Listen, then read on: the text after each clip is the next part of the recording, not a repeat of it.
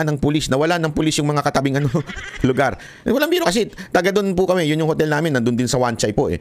Wala nang pulis doon sa dulo. Talagang puro pulis nandito na sa parang may riot eh. Sa sobrang dami ng pulis. Tapos naiinis sila kasi tinataboy nila yung tao kasi bawal na yung sa lakaran nandun sa yung sa labas nandun na punong-puno, kabilaan yan. Tapos may stadium pa, kabilaan na sa street, puno yan. Tapos may doon sa kabila. Sobrang dami talaga. Siguro napanood ito ng ni Bonnet the Week Leader. Napanood niya siguro. Sabi niya siguro, ay naku, hindi pwede pala talagang rockstar. Ay pag ako nagpunta, panay ang kaway ko. Nagmumukha akong Nagmumukha kang Miss Universe. Ito yung mga Miss Universe kumakaway kahit walang ganun Miss Universe. Parang ganun si Marcos eh. Parang lang eh. Ewan ko talaga, tingnan niyo makikita niyo naman yung mga video eh na kung saan kaway ng kaway si Marcos, walang pumapansin. Mantakin mo daan-daanan ka na sa harapan, hindi ka pa pinapansin. Ganun! Ay, sabi ko nga, baka mas marami pa nagpa-picture sa mga senador ng PDP ay ni Pangulong Duterte kaysa sa kanya eh. Di ba? Ganun. Nung si Pangulong Duterte, grabe mga kababayan, dinudumog, di na makalakad si Pangulong Duterte sa sobrang dami ng tao. Si BP Sara nga eh. Sa BP Sara, ang plano niya, ikutin at personal kamayan ng mga tao. Ikutin niya, umakyat siya ng stadium. Alam niyo, pinababa siya ng Chinese security. Kasi nagkagulo. Mantakin mo, umakyat siya doon sa crowd. Tapos pinaikot na lang siya. Sabi niya, balik na. Kasi grabe ganun ang reception ng mga Duterte. Nagkamali sila. Akala nila, itong pagkuha nila kay Duterte, pagdukot nila, pagkidnap nila kay Pangulong Duterte, hihina ang PDP. Mas lalong lumalakas ang panawagan na straight PDP. Okay? Mga kababayan pag sinabi natin straight PDP, straight Duterte tayo, yung Siyam +1. Naku. Meron na tayong +1 si Doc Eric Mata. Yan, isama na natin yan sa listahan natin, si Mata. Ilista na rin natin yan. Kailangan din natin ng isang malupit na doktor na Marites. Diyan sa kasabihin na naman nila, bumili ng suka. Ito, bumili ng suka pagbalik, doktor. Yung mga pinabili mo ng suka, pagbalik, artista. Totoo, di ba? Sino yun? Kita naman natin, si Abalos. Ewan ko ba? Pag nanalo yun si Abalos, talagang tanga-tanga nyo ng lahat. Di ba? Ito pa. So, yan nga yung ito yung sinasabi nating kalokohan po yung sinasabi ni Marcos na kung saan dapat daw tayo mag-comply sa ating commitment sa Interpol. That's false. Hindi totoo yun. That is another budol. Budol man. Ito si Marcos talaga. Budol ka talaga. Budol. Unlawful arrest daw itong ginawang pag-aresto sa kanya. Well, we followed Bakit everything. laging parang feeling niya matalino siya na confident? Well, we follow everything according to hindi mo kami madadaan sa ganyan mo, Brad. Hindi mo kami madadaan sa ganyan yung feeling matalino ka, hindi mo kami madadaan sa ganyan mo. Yung mga tanga mong followers, yan, madadaan mo sila. Yung mga tansong followers, tatanga-tanga yung mga ini.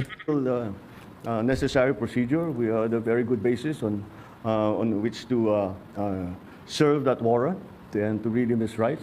We followed all the legal procedures that are necessary. So I'm confident that if in further examination, you will find that it is proper and correct.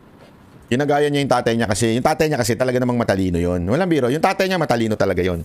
Kaya mag-speech ng mahaba, pero hindi nagbabasa. Ito kasi hindi, kaya dinadalan siya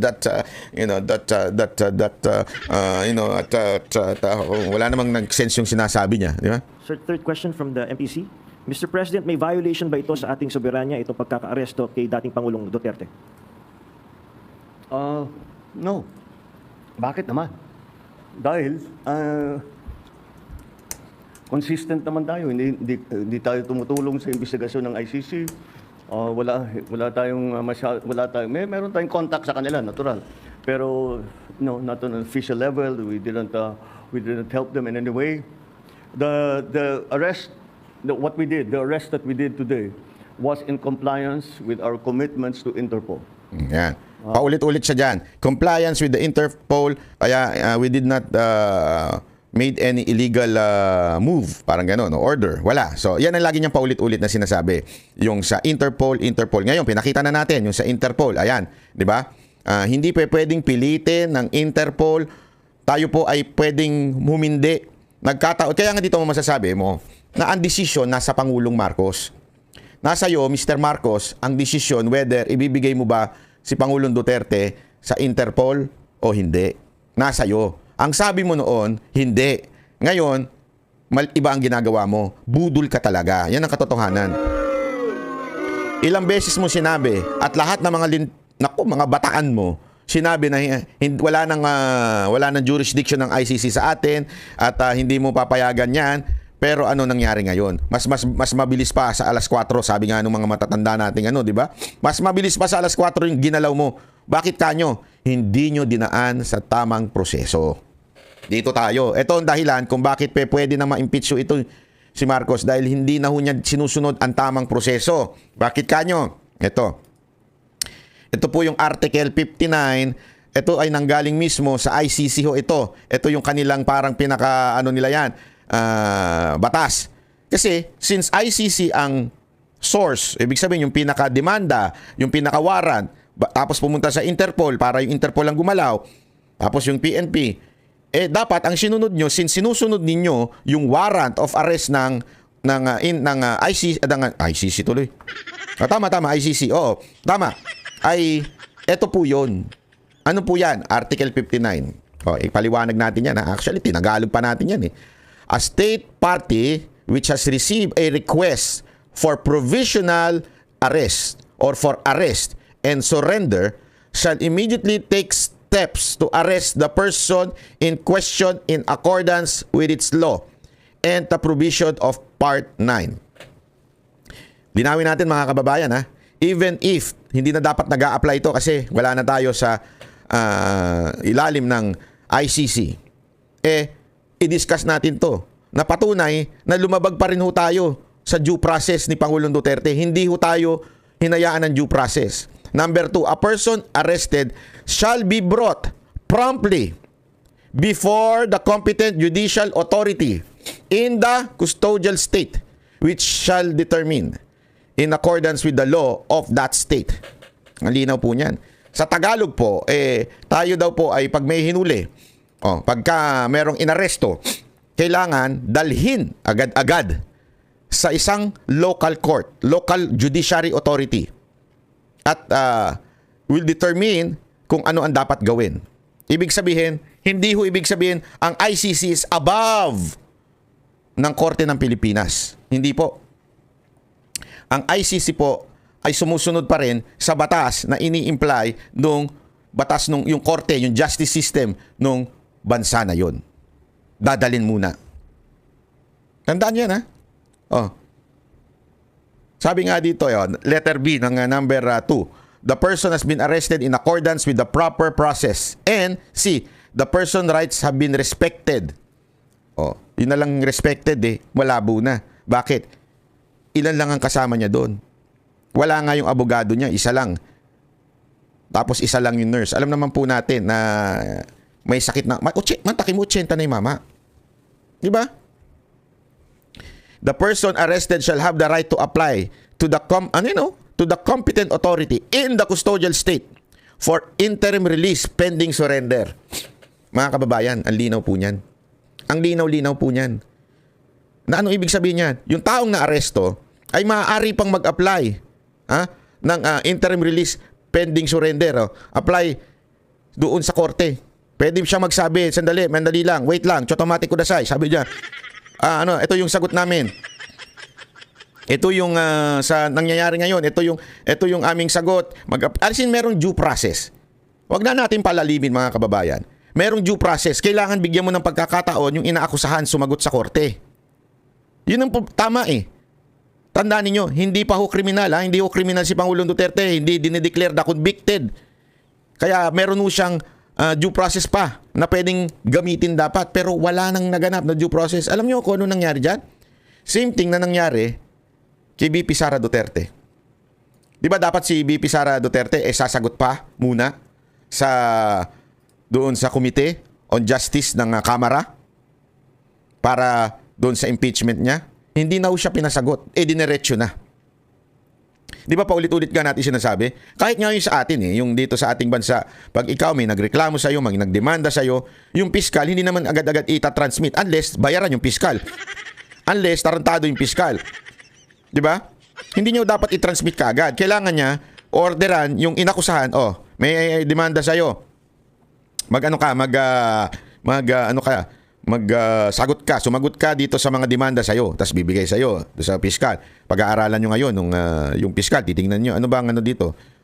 Mas matimbang. Ito, may probable cause to. Walang kwenta yung demanda. Ganon eh. Di ba? Yan daw ang dapat gagawin ng judge. Pag dinala si Pangulong Duterte, kukunin siya, dadalhin siya sa court, local court. Tapos sasabihin nung court, mag-a-apply ng si Pangulong Duterte, ito, habang nag-aantay, sabi dito, ay maaari pa siyang pakawalan habang inaantay ang desisyon ng korte na yon, yung appeal ng korte dun sa korte. Mag-a-appeal, tapos sasagot siya, sasabihin ngayon ng korte, sige, tama, merong basis itong Interpol, kunin nyo na yan. Korte po yun. Kailan pa naging korte si Torre? Ako alam ko kung kailan. Nung sa KOJC pa lang, naging korte na siya. May sarili siyang mundo talaga eh. Alam mo, Torre, ano ka na talaga. Hindi ko alam ha. Kasi alam mo, ignorance of the law excuses no one, di ba? Hindi, porket hindi mo alam, hindi pwedeng dahilan yun. Ilang beses mo nang ginawa yan. Ilang beses mo nang ginawa yan sa KOJC, di ba? Yung search warrant mo, mali yung address. Di ba? Tapos ang sagot mo, hindi, ano yung, sa korte na lang kayo magreklamo. Winasak nyo na yung lugar, tsaka ka na gano'n. Tapos, tandaan niyo ha, nag-issue yung Supreme Court doon na respetuhin, galangin, yung KOJC. Di ba? Tumigil kayo saglit. Ano ginawa nyo? Tinuloy-tuloy nyo pa rin. Talaga meron kayong meron talaga kayong ugaling hindi sumusunod sa korte. Kaya nga ikaw ang ginagamit ng administrasyon na to eh. Bakit? Alam nila na hindi ka masunurin sa korte. Alam nila na utu-utu ka. Alam nila na pag sinabi sa'yo susundin mo kahit illegal na. Mantakin mo ito ha. Ito yung pinagmamalaki nila na warrant galing sa ICC. Ayan na mismo, galing na po mismo sa sariling batas ng ICC na dapat dinala muna si Pangulong Duterte. Ano ibig sabihin nun? Simple lang ibig sabihin nun. Hindi nyo binigyan ng due process si Pangulong Duterte. Itinakbo nyo kagad, itinakas nyo. Anong dahilan? Kaya nga mga kababayan, dahil po dyan, sa totoo lang pwedeng i-impeach si Marcos sa ginawa niyang to. Binigay niya ang kababayan niya sa kamay ng puti, sa kamay ng banyaga, nang hindi pinadadaan sa tamang proseso. Pantakin mo ha. Ito na lang, simple-simple, di ba? Pag ikaw na-demanda dito, may due process. Di ba? Di ba? Pag dinimanda ka dito, mantakin mo ito, demanda galing sa ibang bansa, hindi mo man lang pinadaan sa due process, niratrat mo kagad. Praning na praning ka ba sa mga Duterte? Inggit na inggit ka. Dahil walang pumapansin sa'yo pag nag-iikot ka. Hindi, yun ang totoo eh. Wala kasing pumapansin sa'yo. Kaya ayan, ano mo, para mawala na lang at hindi manalo, pinalipad mo, pinaalis mo dito. Kaya nga alam mo, ngayon daw, sumunod si VP Sara Duterte doon sa Netherlands, sa The Hague, di ba? Sumunod siya doon. Naku po, patay tayo dyan. Huwag naman sana. Huwag naman po sana na baka pigilan na makabalik dito si VP Sara Duterte. Kasi ako, kahit tinanggal niyo si Pangulong Duterte, meron pang VP Sara Duterte na maaring sumama sa rally. Pag yan sumama sa rally, naku po, patay kayo mga kababayan. Patay kayo mga kababayan. Lalo ninyong pinainit ang ulo ng bawat Pilipino. Ngayon, may mga pulis nagre-resign dahil sa ginawang katarantaduhan ninyo. Di ba? Ang message ko nga, kaya nga paulit-ulit ko mini-message ito sa pinopost to. Asa na yung mga bayani? Kailan kayo titigil sumunod sa illegal na order ng gobyernong ito? Kasi mga kababayan, hindi pwede yung dahilan nyo. Ako, naiirita na ako dun sa sumusunod lang po ako sa taas. Ano, tangina, sino ba yung taas na yan? Yan ba yung mataas ang tama? Lagi na lang ganyan eh. Sumusunod lang ako sa taas. Kulang eh. Sumusunod lang ako sa mataas ang tama. Dapat ganun. Kasi yung palusot na yung sumusunod ako, hindi yan ang sinumpaan ninyo. Saan nyo nakuha yan? Di ba ang sinumpaan ninyo is ipapatupad ninyo ang batas? Ipapatupad ninyo ang konstitusyon? You have to execute